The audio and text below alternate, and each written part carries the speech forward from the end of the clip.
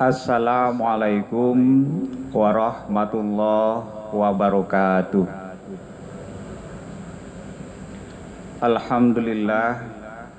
Alhamdulillahillazi arsala rasulahu bil huda wa dinil haqq liyuzhirahu 'alad dini kullih wa kafa billahi syahida.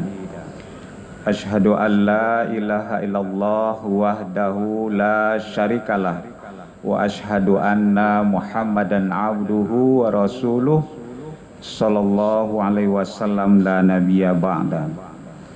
Qala Allah ta'ala fi kitabihil karim, na'udzubillahi minasyaitonir rajim. Bismillahirrahmanirrahim.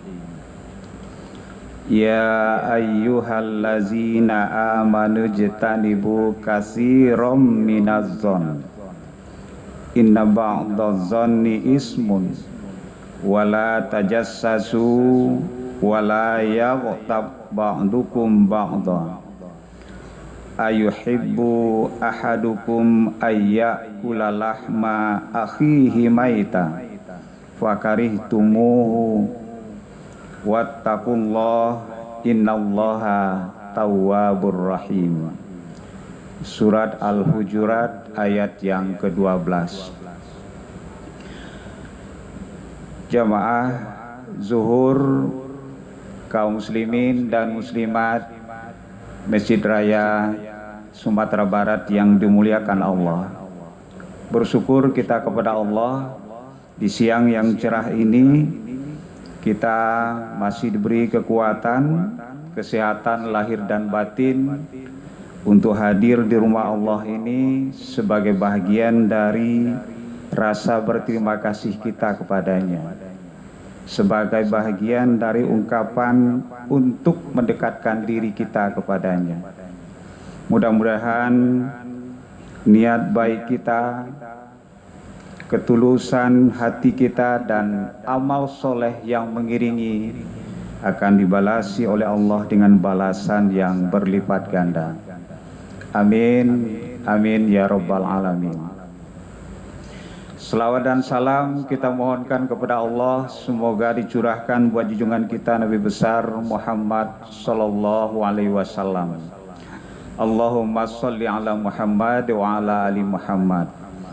Sebagai Nabi dan Rasul, Nabi kita Muhammad sallallahu alaihi wasallam telah berdakwah, telah berjuang menegakkan kalimat Allah di permukaan bumi, telah menyebarkan dan mendakwahkan agama Islam, sehingga kemudian Islam menjadi agama dan keyakinan kita, dan juga menjadi agama dan keyakinan ribuan, jutaan, bahkan miliaran orang di permukaan bumi ini.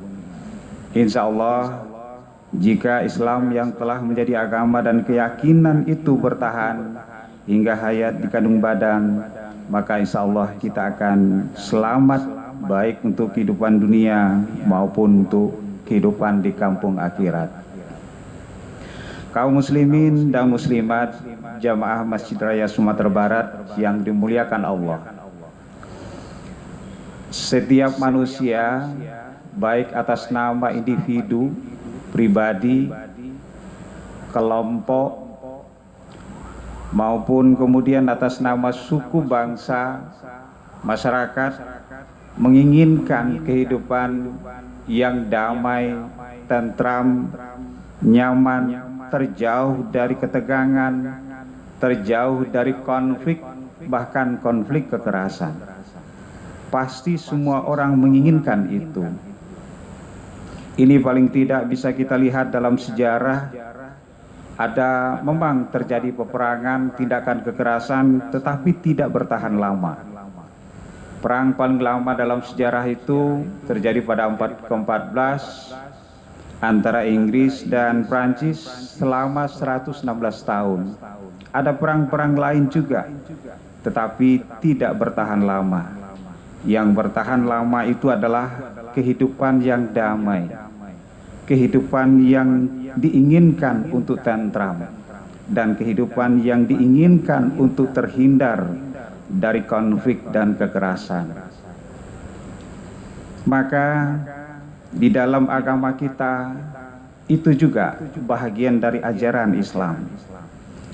Ayat yang baru kita bacakan tadi berbicara tentang bagaimana menjaga hubungan agar tidak terjadi konflik, agar tidak menjalar menjadi kekerasan. Di ayat ke-9 surat Al-Hujurat berbicara tentang konflik dan kekerasan. Ketika terjadi di antara kelompok kaum muslimin bertikai, berperang, maka kemudian damaikanlah di antara kelompok yang berperang itu atau yang bertikai itu.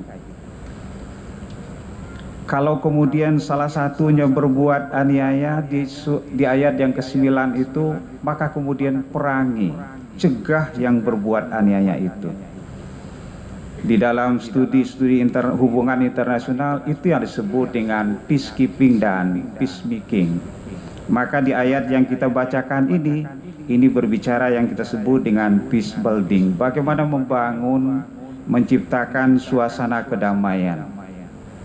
Dan ini hal-hal yang kita bicarakan di dalam ayat ini terkait dengan sikap-sikap mental, terkait dengan sikap-sikap psikologis kita. Apa itu? Allah mengawalinya dengan seruan, ya ayyuhallazina amanu jtanibu katsiran minadh-dhon. Inna ba'dadh-dhonni ismun. Jauhilah kebanyakan dari prasangka. Sakwasangka praduga umumnya cenderung negatif, cenderung tidak baik, cenderung buruk. Maka Allah melalui ayat yang kita bacakan ini menyuruh kita semua untuk menjauhi itu. Mengapa? Karena sebagian dari sakwasangka itu tidak benar. Ketika prasangka itu tidak ditopang oleh bukti-bukti yang meyakinkan, oleh indikator-indikator yang meyakinkan, di saat itulah dia tidak benar. Di saat itulah dia berubah menjadi ismun, dosa, sesuatu yang harus kita jauhi. Lalu mengapa kemudian melalui ayat Allah mensinyalir, sekalipun kita orang-orang yang beriman tapi tidak luput dari prasangka?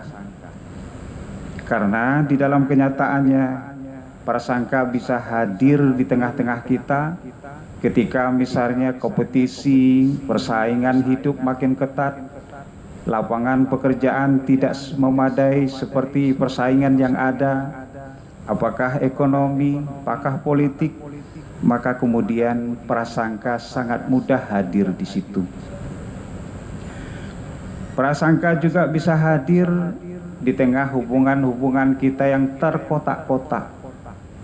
Apakah terkotak-kotak oleh kelompok, oleh ideologi, oleh cita-cita, oleh harapan-harapan tertentu atau tujuan-tujuan tertentu. Maka prasangka kemudian bisa tumbuh di situ. Untuk itulah kemudian ayat-ayat lain juga mengajarkan kita untuk senantiasa bermusyawarah, berdialog, berkomunikasi. Dan yang tidak kalah pentingnya dalam suasana kita sekarang, prasangka bisa hadir ketika komunikasi kita dari yang biasanya lisan menjadi komunikasi tulisan. Biasa kita berbicara dengan teman, dengan kawan, dengan sanak saudara, hadir dengan wajah kita, dengan gestur tubuh kita, dengan raut muka kita, dengan intonasi suara kita. Sekarang hadir melalui media, melalui tulisan yang kita tulis. Dan terkadang tulisan itu sering tidak menyampaikan apa yang sesungguhnya yang kita maksud. Bahasa lisan terkadang tidak sama dengan bahasa tulis, dan itu terkadang juga menyebabkan prasangka. Oleh sebab itu, di tengah kesibukan kita, di tengah suasana kita dalam mencari kehidupan, luangkan waktu untuk berdialog, luangkan waktu untuk bersilaturahmi, karena itulah jalan untuk mengakhiri prasangka yang dalam banyak hal dinyatakan oleh ayat sering salah, sering keliru. Mengapa? Karena tidak didasarkan kepada bukti-bukti. Kelanjutan ayat wala tajassasu. Ketika ada prasangka negatif muncul, maka kemudian ayat mengingatkan jangan kemudian mencari-cari kesalahan. Mencari-cari kesalahan dimulai dari prasangka negatif. Tajassasu itu dari kata jasu yang artinya adalah mencari tahu sesuatu secara sembunyi-sembunyi. Maka jasus itu artinya mematai-matai sesuatu yang tidak diketahui tetapi dia berlangsung secara tersembunyi, dan ini juga bahagian dari upaya mencari sesuatu yang tidak diinginkan orang. Kalau agama kita mengajarkan lindungi aib saudara kita, karena dengan begitu dia tidak ingin aibnya diketahui orang lain, maka Nabi juga berpesan, orang yang melindungi aib saudaranya sama dengan sebetulnya seumpama menghidupkan seorang bayi yang sudah dikubur hidup-hidup. Artinya sesuatu yang tersembunyi, tajassasu, yang rahasia, yang seseorang tidak ingin diketahui, jangan diungkit-ungkit, jangan dicari-cari. Ini adalah adab dalam rangka menjaga hubungan yang harmonis di antara kita. Lanjutan ayat lagi adalah wala yaghtab ba'dukum ba'dha. Jangan menggunjingkan sebagian kamu atas sebagian yang lain.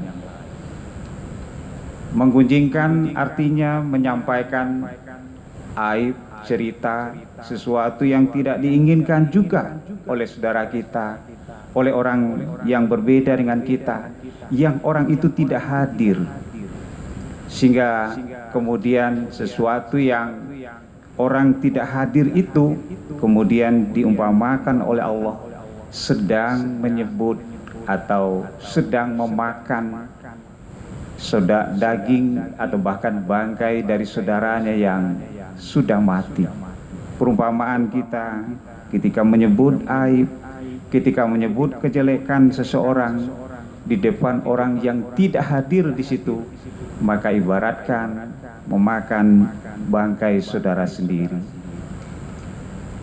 Tiga hal ini sebetulnya adalah faktor-faktor yang bersifat psikis, psikologis, yang mungkin tidak atau kurang disadari, yang akan merusak pergaulan baik antar individu, antar kelompok, antar komunitas, antar suku bangsa, dan antar sesama warga negara. Ketiga aspek ini mesti kita perhatikan jika kemudian kita ingin hidup berbahagia, jika kemudian kita ingin hidup jauh dari ketegangan, ketika kita ingin hidup jauh dari konflik dan kekerasan.